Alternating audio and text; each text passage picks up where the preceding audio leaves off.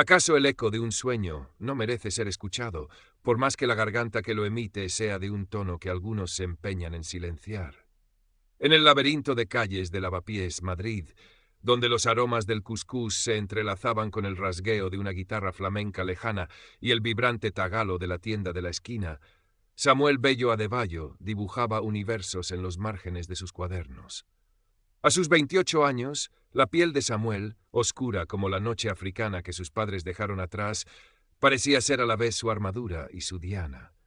Cada línea que trazaba en el papel era un acto de fe, un susurro de esperanza contra el ruido constante de un mundo que a menudo solo veía su exterioridad. Su pequeño apartamento, un microcosmos de orden y sueños apretados, olía a café recalentado y al polvo de grafito. Las paredes desnudas, salvo por algunos bocetos sujetos con chinchetas, paisajes urbanos imposibles, logotipos que danzaban con una elegancia futurista, personajes con miradas cargadas de historias no contadas, eran el único lienzo donde su alma se expandía sin pedir permiso. Hoy, sin embargo, el aroma predominante era el de la ansiedad. Sobre la mesa, junto a una taza con el café ya frío, reposaba la pantalla de su portátil, mostrando la confirmación. Crespo Creative House. Entrevista. Martes 10. Crespo Creative House. El nombre resonaba en su cabeza como un mantra de prestigio inalcanzable, un gigante del diseño y los eventos de lujo ubicado en el corazón financiero de la ciudad, un Olimpo de cristal y acero donde solo los elegidos parecían tener cabida. Samuel había enviado su humilde portafolio sin demasiada convicción, un mensaje en una botella lanzado a un océano de candidatos con apellidos compuestos y escuelas de élite. Y, contra todo pronóstico, la botella había llegado a alguna orilla. El martes llegó envuelto en una luz grisácea de otoño madrileño. Samuel se ajustó por 10ª vez el cuello de la camisa, una prenda comprada en rebajas pero cuidada con esmero. Sentía el roce áspero de la tela barata contra su piel, un recordatorio constante de la distancia entre su mundo y el que estaba a punto de pisar. Al salir del metro en Nuevos Ministerios, el aire olía diferente, a perfume caro, a gases de coches de alta gama, a la prisa eficiente de los que se sentían dueños del tiempo. El edificio de Crespo Creative House se alzaba como una aguja de cristal, reflejando un cielo indiferente. El vestíbulo era una catedral de mármol blanco y minimalismo estudiado. Cada detalle, desde la escultura abstracta que presidía la entrada hasta el imperceptible hilo musical, susurraba poder y exclusividad. Samuel entregó su nombre a una recepcionista cuya sonrisa parecía tan perfectamente diseñada como el logotipo de la empresa. Sintió cómo su mirada lo escaneaba de arriba abajo, una evaluación rápida y fría que lo hizo encogerse imperceptiblemente. ¿Vería al aspirante a diseñador o solo el color de su piel, una anomalía en aquel entorno impoluto? La sala de espera era otro estudio de diseño en sí misma, con sillones de cuero italiano y revistas de arte dispuestas con una simetría calculada. Samuel no se atrevió a tocar nada. Se sentó en el borde de uno de los sillones, con su carpeta de trabajos apoyada sobre las rodillas, sintiendo cómo el corazón le golpeaba el pecho con la fuerza de un tambor ancestral. Observaba a los otros candidatos que llegaban, jóvenes de pelo engominado y trajes entallados, mujeres con bolsos de marca cuyo precio equivalía a varios meses de su alquiler. Intercambiaban saludos confiados, se movían con una soltura que a Samuel se le antojaba de otro planeta. Nadie le dirigió la palabra.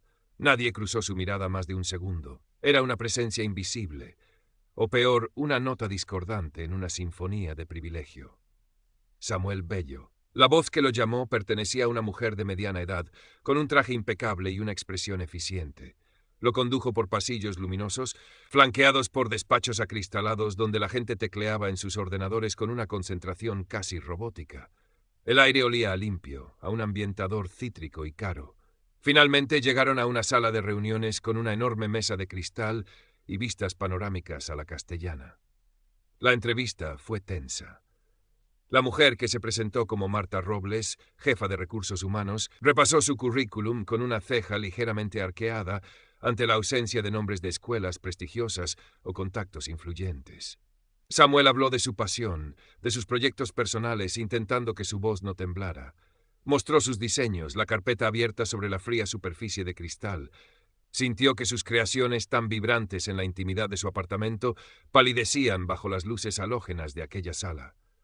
Marta Robles asentía con la cabeza, con una cortesía que no alcanzaba sus ojos. Al terminar no hubo promesas, solo un «ya le llamaremos», que a Samuel le sonó a despedida definitiva.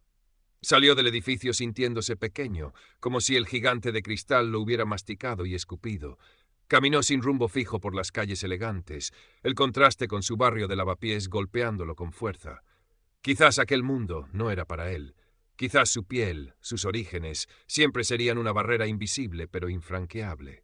Regresó a su apartamento con el peso de una nueva desilusión. Se sentó ante su vieja tableta gráfica, pero los trazos no fluían. La pantalla permanecía en blanco, un reflejo de su ánimo. Una semana después, cuando ya casi había archivado la experiencia como otro intento fallido, recibió un correo electrónico.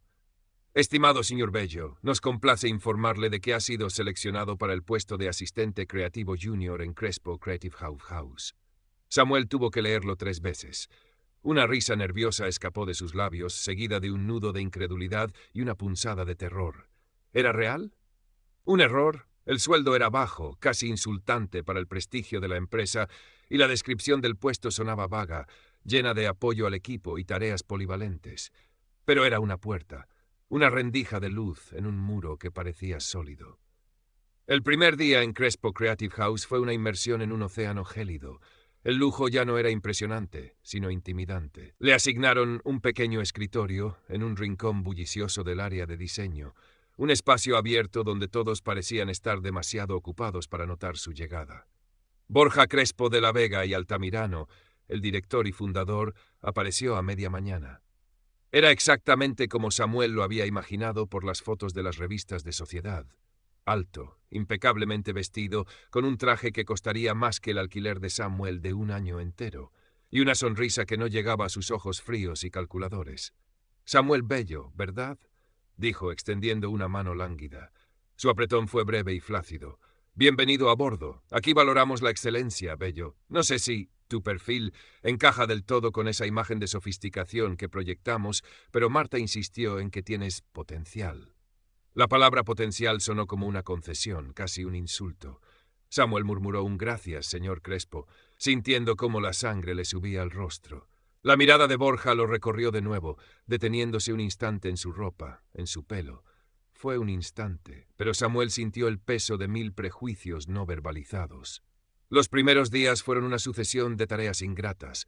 Ir a por cafés, con leche de avena y sacarina, Bello, no te equivoques como el último becario, sacar fotocopias, organizar archivos que nadie parecía necesitar, llevar paquetes a mensajería. Nada que tuviera que ver con el diseño. Se sentía más un recadero que un asistente creativo. Sus compañeros, en su mayoría jóvenes diseñadores con ínfulas de artistas y apellidos con resonancias nobles, lo ignoraban o le dirigían la palabra solo para pedirle algún favor mundano. Solo Sofía Ramírez, una diseñadora gráfica de unos 30 y tantos, con el pelo recogido en un moño despeinado y ojeras que hablaban de noches en vela frente al ordenador, le dedicó una sonrisa amable el primer día. «No te preocupes», le dijo en voz baja durante un breve encuentro en la máquina de café. «Los principios aquí son duros para todos, bueno, para casi todos». Su mirada se desvió un instante hacia el imponente despacho de Borja. Samuel entendió la indirecta. Sofía era de Vallecas, un barrio obrero, y aunque su piel era blanca, Samuel sintió una afinidad instantánea con ella, una camaradería silenciosa de los que reman a contracorriente. Ella le explicó, entre líneas, cómo funcionaban las cosas en CSH, la jerarquía inflexible, el culto a la personalidad de Borja, la competencia feroz y a menudo desleal entre los empleados por un poco de reconocimiento. Samuel intentaba no desanimarse. Cumplía sus tareas con diligencia, observaba, aprendía. En los escasos momentos libres o en casa por las noches seguía dibujando, volcando su frustración y sus ideas en su cuaderno. Un día se atrevió a mostrarle a Sofía algunos de sus bocetos para un logotipo. Ella los miró con atención. «Samuel, esto es increíble», dijo con genuina sorpresa. «¿Por qué no se lo enseñas a Borja?» Samuel sonrió con amargura. «¿Crees que le interesaría?» Las semanas se convirtieron en meses. El potencial de Samuel seguía sin ser explorado por Crespo Creative House, o más bien por Borja. Las tareas de diseño que le llegaban eran mínimas, casi siempre modificaciones tediosas de trabajos ajenos o adaptaciones a formatos aburridos.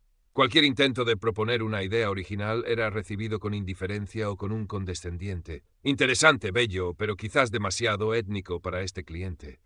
O necesitamos algo más, elevado, ¿entiendes? Samuel entendía perfectamente. Su creatividad era filtrada, censurada por el prisma del prejuicio de Borja.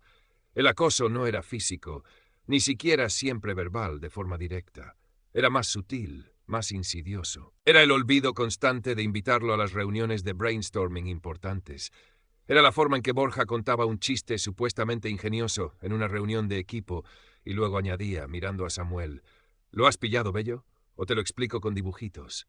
Eran las miradas de reojo, las risitas ahogadas cuando él pasaba.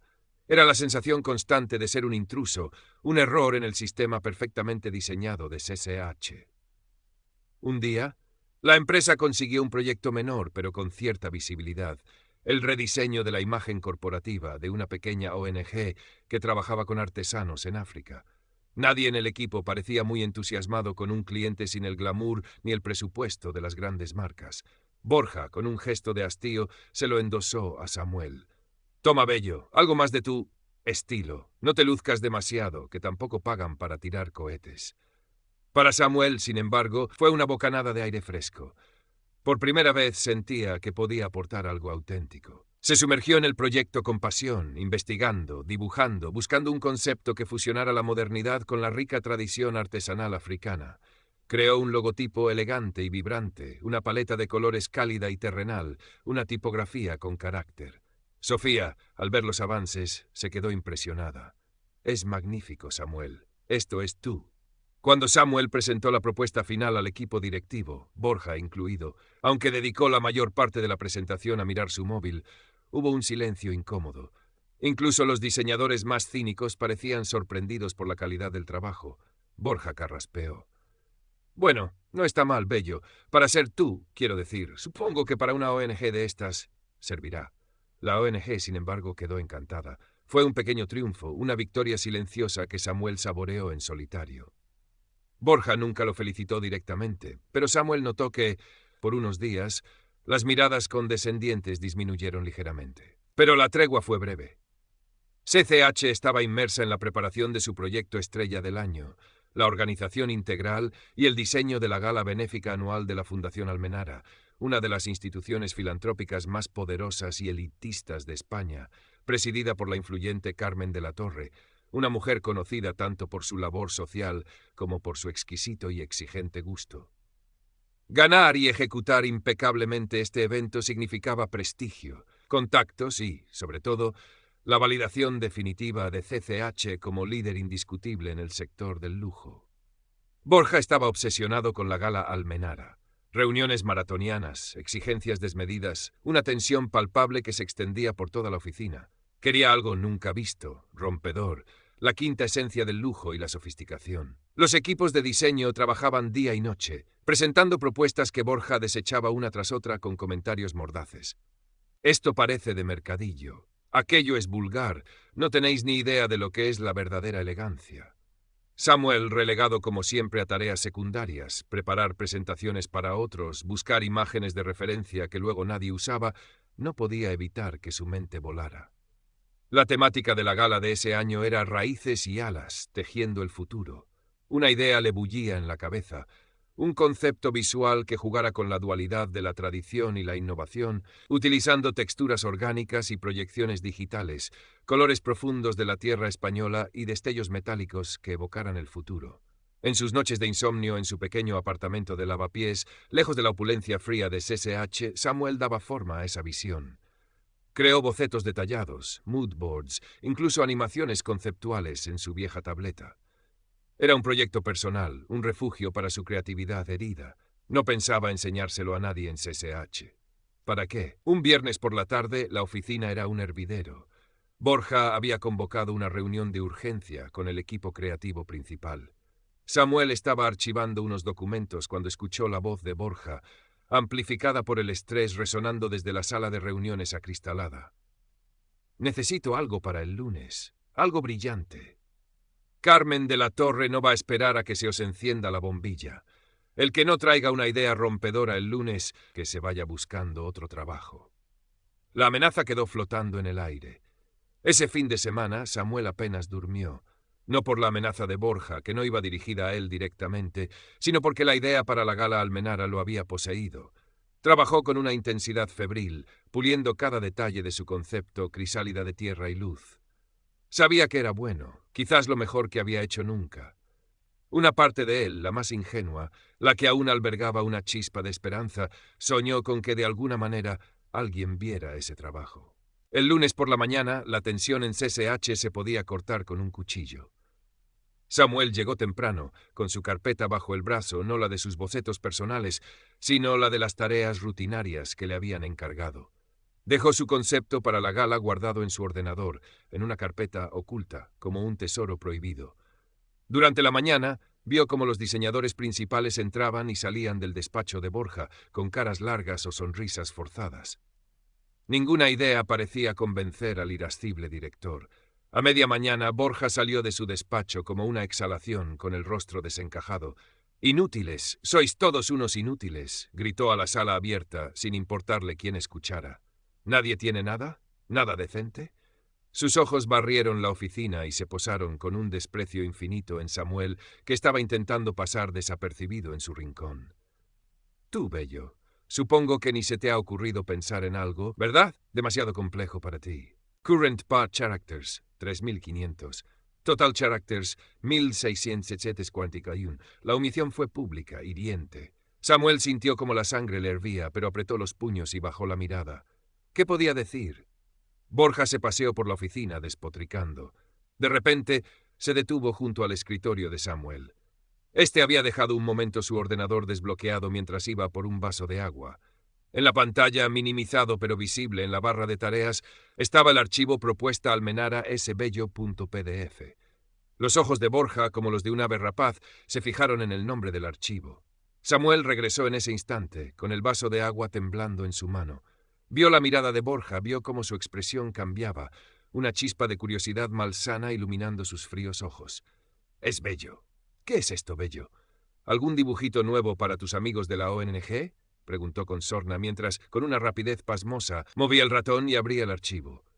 Samuel se quedó paralizado. Ante sus ojos y los de varios compañeros que ahora miraban con disimulada curiosidad, su concepto crisálida de tierra y luz se desplegaba en la pantalla del ordenador de Borja, que había accedido remotamente o simplemente se había inclinado sobre el de Samuel. Los bocetos, la paleta de colores, las animaciones conceptuales, todo. Borja se quedó mirando la pantalla durante un largo minuto, en silencio. Samuel no podía respirar. Luego, una lenta sonrisa, una sonrisa depredadora, se dibujó en los labios de Borja. Cerró el archivo. Miró a Samuel. «No está mal, Bello. No está nada mal», dijo en voz baja, casi en un susurro, lo que lo hizo aún más siniestro. «Tiene potencial. Déjame esta carpeta. Voy a revisarla con más calma». Antes de que Samuel pudiera reaccionar, Borja había copiado la carpeta a un pendrive que sacó de su bolsillo y la había borrado del escritorio de Samuel. «Gracias por tu inspiración, Bello», añadió con un guiño, y se dirigió a su despacho, dejando a Samuel temblando de ira y de una impotencia helada. Sofía se acercó a él con el rostro pálido. «¿Qué ha pasado? ¿Te ha robado?» Samuel solo pudo asentir, con los ojos llenos de una furia contenida que amenazaba con desbordarse. Durante el resto del día, Samuel vivió en una nebulosa de rabia. Veía a Borja en su despacho a través del cristal, gesticulando al teléfono, seguramente presentando ya su nueva e innovadora idea. Al día siguiente, Borja convocó una reunión general. Con una sonrisa triunfal, presentó el concepto crisálida de tierra y luz, como si fuera una revelación divina que había tenido tras una noche de inspiración febril. Lo adornó con su propia verborrea pomposa, le cambió algunos nombres, pero la esencia, las imágenes, el alma del proyecto eran de Samuel. Nadie dijo nada. Los diseñadores principales asentían con admiración forzada. Samuel estaba allí, en un rincón, invisible de nuevo, sintiendo cómo le arrancaban el corazón creativo. Al terminar la presentación, Borja incluso tuvo el cinismo de decir: «Y quiero agradecer la colaboración de todo el equipo, incluso las pequeñas aportaciones de nuestros asistentes han servido de estímulo». Su mirada se cruzó con la de Samuel, llena de burla. Samuel salió de la reunión sintiéndose vacío. La injusticia era tan flagrante, tan descarada, que le ahogaba. ¿Qué podía hacer? ¿Denunciarlo? ¿Quién le creería? Un don nadie, un inmigrante negro, contra el todopoderoso Borja Crespo de la Vega. Sería su palabra contra la de él. Se imaginó el resultado, el despido fulminante, quizás incluso una amenaza de acciones legales por difamación. Esa noche, en la soledad de su apartamento, la desesperación lo consumió. Miró sus manos, las manos que habían creado aquellos diseños, y sintió ganas de romperlo todo. Pero entonces recordó la mirada de Sofía, una mezcla de indignación y compasión. No estaba completamente solo, y recordó también una frase de su padre: «Hijo, la verdad tiene las piernas cortas, pero siempre llega». Al día siguiente se acercó a Sofía. Le contó todo, con la voz entrecortada por la rabia y la frustración. Ella lo escuchó en silencio, asintiendo de vez en cuando. Cuando Samuel terminó, Sofía suspiró. «Lo sé, Samuel», o al menos lo sospechaba. Borja ya ha hecho cosas parecidas antes, aunque nunca tan descaradamente con alguien de aquí dentro. Siempre con freelancers o pequeñas agencias a las que luego desacreditaba. «¿Pero qué puedo hacer, Sofía?», preguntó Samuel con un hilo de voz. «No lo sé exactamente», admitió ella, «pero no puedes dejar que se salga con la suya. Ese proyecto es tuyo. Tu alma está en él». Durante varios días, ambos rumiaron la situación. Sofía empezó a investigar discretamente. Habló con algunos ex empleados de CSH, gente que había salido escaldada por el trato de Borja. Descubrió un patrón de abuso de poder, de ideas tomadas prestadas, de promesas incumplidas. También recordó que Samuel, paranoico con la seguridad de sus archivos tras un pequeño incidente con un virus meses atrás, solía guardar copias de sus trabajos importantes en una nube personal, con metadatos que registraban las fechas de creación y modificación. Mientras tanto, Borja estaba en la cresta de la ola. La Fundación Almenara había aprobado su concepto con entusiasmo. Carmen de la Torre lo había felicitado personalmente. La gala iba a ser el evento del año, y CCH, bajo la genial dirección de Borja, sería el artífice. La empresa era un hervidero de preparativos.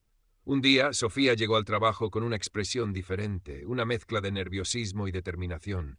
Llevó a Samuel a la pequeña cocina de la oficina, asegurándose de que nadie los escuchaba. «Tengo algo», dijo en voz baja. «Resulta que Carmen de la Torre, la presidenta de la Fundación Almenara, no es solo una mujer rica y elegante. Es también una gran defensora de los derechos de los artistas emergentes y tiene una política de tolerancia cero con el plagio y las prácticas poco éticas. Lo pone en todas sus convocatorias. Y he encontrado tu archivo original en tu nube, con las fechas de creación.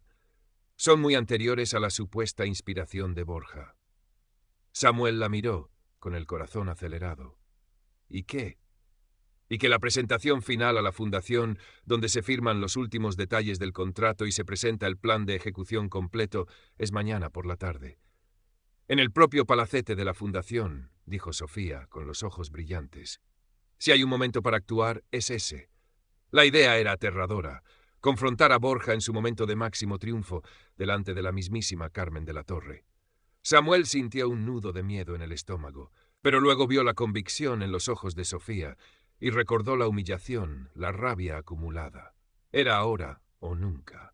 Si no lo hacía, una parte de él moriría para siempre. Pasaron la noche preparando un pequeño dossier, copias de los bocetos originales de Samuel con las fechas certificadas de la nube, un breve historial anónimo de otras inspiraciones dudosas de Borja recopilado por Sofía, y una carta concisa y respetuosa dirigida a Carmen de la Torre, explicando la situación. A la mañana siguiente el ambiente en CSH era eléctrico. Borja iba de un lado a otro, ladrando órdenes, inflado de importancia. Samuel y Sofía intercambiaron una mirada. El plan era arriesgado, casi suicida profesionalmente, pero ambos sabían que era lo correcto. Llegó la tarde.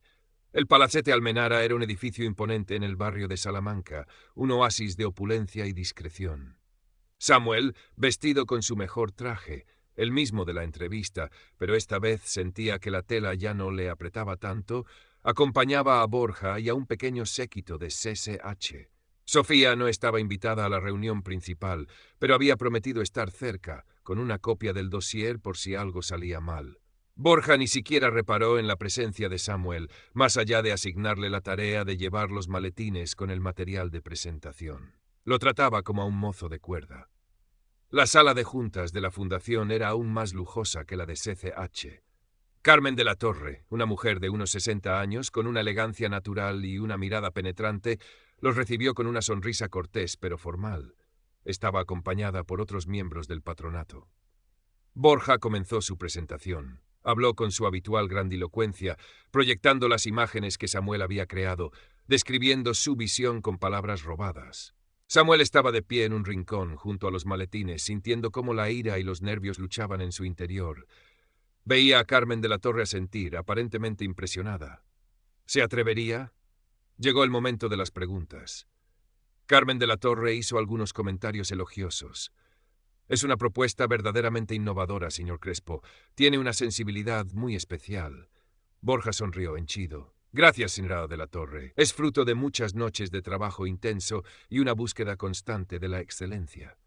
Fue entonces cuando Samuel dio un paso al frente. Disculpe, señora de la Torre. Señor Crespo. Su voz sonó más firme de lo que esperaba. Todas las miradas se volvieron hacia él. Borja lo fulminó con la suya. ¿Qué demonios haces, Bello? Vuelve a tu sitio. Me temo que hay algo que deben saber sobre esta innovadora propuesta, continuó Samuel, ignorando a Borja. Su corazón latía con fuerza, pero una extraña calma se había apoderado de él. Esta propuesta en su concepción original y en gran parte de su desarrollo es mía. El silencio en la sala fue sepulcral.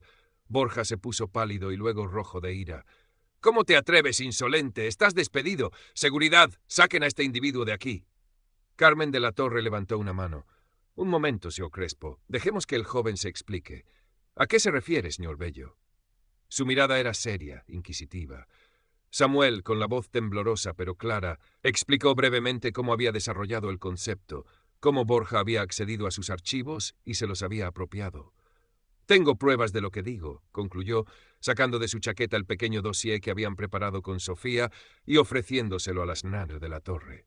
Borja estalló. Esto es un ultraje. Una sarta de mentiras de un empleado resentido e incompetente. Señor de la Torre, le aseguro que este hombre está desequilibrado. Pero sus ojos delataban pánico. Carmen de la Torre tomó el dossier. Lo examinó en silencio durante varios minutos, pasando las páginas, deteniéndose en los bocetos fechados, en los testimonios anónimos. Los otros patronos cuchicheaban entre sí. La tensión era insoportable. Finalmente levantó la vista. Miró primero a Samuel, con una expresión indescifrable. Luego sus ojos se clavaron en Borja Crespo, y esta vez no había ni rastro de cortesía en ellos, solo una frialdad acerada. «Señor Crespo», dijo con una voz gélida, «en la Fundación Almenara tenemos una política muy clara respecto a la integridad intelectual y la ética profesional. Lo que veo en este dossier es extremadamente preocupante». «Pero Sniraos de la Torre es su palabra contra la mía», balbuceó Borja. «No exactamente, señor Crespo», intervino uno de los patronos, un abogado de rostro severo. «Los metadatos de los archivos digitales son bastante elocuentes, y el patrón de comportamiento que se describe aquí merece una investigación muy seria». La máscara de Borja se desmoronó. El color huyó de su rostro. Intentó hablar, pero solo emitió un sonido ahogado. El todopoderoso Borja Crespo de la Vega y Altamirano, el gurú del lujo, el hombre que humillaba a Samuel con una mirada, ahora parecía un muñeco desinflado. Carmen de la Torre se levantó. «Creo que esta reunión ha terminado, señor Crespo. La Fundación reconsiderará su colaboración con Crespo Creative House, y le sugiero que se prepare para responder a algunas preguntas muy serias». Se volvió hacia Samuel. «Señor Bello, le agradezco su valentía. ¿Podría esperar fuera un momento? Necesito hablar con usted». Borja y su séquito salieron de la sala en un silencio humillante. Samuel esperó en un pequeño salón contiguo, con el corazón aún desbocado, pero con una sensación de ligereza que no había sentido en años. Sofía apareció a los pocos minutos, con los ojos brillantes de emoción contenida. «Lo has hecho, Samuel. Lo has hecho». Se abrazaron brevemente. Poco después, Carmen de la Torre hizo pasar a Samuel a su despacho privado. Era una estancia elegante, llena de libros y obras de arte con auténtico buen gusto. «Señor Bello», comenzó con una sonrisa genuina esta vez, «he revisado con más detalle sus bocetos originales. Son extraordinarios. Lamento profundamente lo que ha tenido que pasar. El comportamiento del señor Crespo es intolerable». «Gracias, señora», logró decir Samuel, aún abrumado. La Fundación Almenara no trabajará con el Sr. Crespo ni con su empresa mientras él esté al mando y no se aclaren estas prácticas, continuó ella. Pero su concepto para la gala, crisálida de tierra y luz, es exactamente lo que buscábamos. Tiene alma, tiene verdad. Hizo una pausa mirándolo fijamente, y me gustaría que fuera usted quien lo llevara a cabo. Samuel se quedó sin palabras. ¿Yo? Sí, usted. Obviamente necesitará un equipo, apoyo logístico, pero la visión creativa debe ser suya. Podríamos contratarlo directamente como director artístico del proyecto para la Fundación, o ayudarle a encontrar una agencia colaboradora que respete su autoría. Piénselo. Es una gran oportunidad, y creo que se la ha ganado con creces. Los meses que siguieron fueron un torbellino. La noticia del escándalo en CCH corrió como la pólvora en los círculos del diseño y los eventos. Borja Crespo de la Vega desapareció de la vida pública. Se rumoreaba que sus socios lo habían forzado a dimitir y que enfrentaba varias demandas de antiguos colaboradores. Crespo Creative House, sin su genio y con la reputación manchada, entró en una profunda crisis. Samuel, por su parte, aceptó la oferta de Carmen de la Torre. Con el apoyo de la Fundación y con Sofía Ramírez a su lado como su primera colaboradora, había renunciado a CSH el mismo día del escándalo, comenzó a dar vida a Crisálida de Tierra y Luz. No fue fácil. Tuvo que aprender a liderar, a defender sus ideas ante proveedores y técnicos, a navegar las complejidades de un evento de gran envergadura. Hubo momentos de duda, de agotamiento, pero cada vez que flaqueaba, recordaba la mirada de Borja, la humillación, y eso le daba fuerzas. Y recordaba también la mirada de su padre, la fe en la verdad. La gala de la Fundación Almenara fue un éxito rotundo. La puesta en escena, la atmósfera, cada detalle visual hablaba del talento de Samuel. Hubo un momento, durante el discurso de Carmen de la Torre, en que ella pidió un aplauso especial para el joven y brillante director artístico de este evento, Samuel Bello, un ejemplo de integridad y creatividad. Samuel, desde un discreto segundo plano, sintió cómo las lágrimas le quemaban los ojos. No eran lágrimas de tristeza, sino de una emoción profunda, una mezcla de gratitud y reivindicación. Después de la gala, las ofertas empezaron a llegar. Pequeñas agencias, clientes que buscaban algo fresco y auténtico. Samuel y Sofía decidieron dar el salto y fundaron su propio pequeño estudio de diseño, Bello Ramírez Creativos. Su sede no era un palacete en el barrio de Salamanca, sino un local luminoso y funcional en Lavapiés, el barrio de Samuel, cerca de los aromas y los sonidos que lo habían visto crecer. Querían que fuera un espacio inclusivo, donde el talento no tuviera color de piel ni apellidos compuestos. Una tarde, varios meses después, Samuel estaba en su nuevo estudio trabajando en un boceto. La luz del atardecer madrileño entraba por la ventana, tiñendo de oro las paredes. Sofía entró con 2 tazas de café. «¿En qué piensas?», preguntó ella al ver su expresión concentrada. Samuel sonrió. «Pensaba en lo lejos que hemos llegado y en todo lo que queda por hacer». Miró sus manos, las mismas manos que Borja había despreciado. Ahora eran las manos de un creador que había encontrado su voz, su lugar. La crisálida había roto el capullo. El eco de su sueño por fin resonaba con fuerza. Sabía que la lucha contra el prejuicio no había terminado, ni en el mundo ni quizá